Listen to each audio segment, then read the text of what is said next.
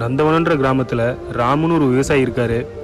அவர் குத்தக நிலத்தில் விவசாயம் பண்ணி வாழ்ந்துட்டு வந்துட்டு இருந்தாரு. சொல்லப்போனால் அந்த ஊரோட கடைசி விவசாயின்னு கூட சொல்லலாம். ஒரு நாள் ராமு விவசாயம் பண்ணிட்டு இருக்க நிலத்துல தொழிற்சாலை வரப்போறதா அந்த நிலத்தோட முதலாளி செய்தி ஒன்று அமைச்சிருந்தாரு. இது கேட்ட ராமு ரொம்பவே மனசுடைஞ்சு போயிட்டாரு. சாமிக்கு முன்னாடி போய் நின்றுட்டு விவசாயிகளோட வழி என்னன்னு உனக்கும் புரியாது, விவசாயம் எவ்வளோ முக்கியம்னு இந்த மக்களுக்கும் புரியாது அப்படின்னு சொல்லிட்டு கண்ணீரோட திரும்பி போறாரு. அடுத்த நாள் காலையில நந்தவனம் தெரு முழுக்க தங்கமும் பணமுமா கொட்டி கிடக்கு. மக்கள் எல்லாரும் அதை சந்தோஷமா வீட்டுக்கு எடுத்துட்டு போயிட்டு இருக்காங்க. என்னதான் மக்கள்கிட்ட தங்கமும் பணமும் இருந்தாலும் அவங்களால எந்த ஒரு பொருளையுமே வாங்க முடியல. ஏன்னா எல்லாருக்கிட்டையும் பணம் இருக்கிறதுனால யாரும் வேலைக்கும் போறது இல்ல, கடையும் திறக்கிறது இல்ல. அரிசி கடைக்கு போயிட்டு அரிசி கேட்கறாங்க, அங்கேயும் எல்லாம் காலியாச்சு சொல்லிடுறாங்க. ஊர் மக்கள் எல்லாரும் பசி மயக்கத்துல ராமு காலில் போய் விழுறாங்க. அப்போ திடீர்னு அந்த நிலத்தோட முதலாளி ஏந்திரிக்கிறாரு. இது என்ன கனவா?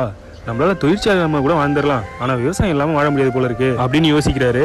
இப்ப வேணா நம்ம விவசாயத்தை கண்டுக்காம இருந்துடலாம், ஆனா அவங்களுக்கும் ஒரு காலம் வரும்போது நம்ம எல்லாருமே அவங்க காலடியில தான். இந்த குட்டி ஸ்டோரி உங்களுக்கு பிடிச்சிருந்தா மறக்காம நம்ம சேனலை சப்ஸ்கிரைப் பண்ணுங்க.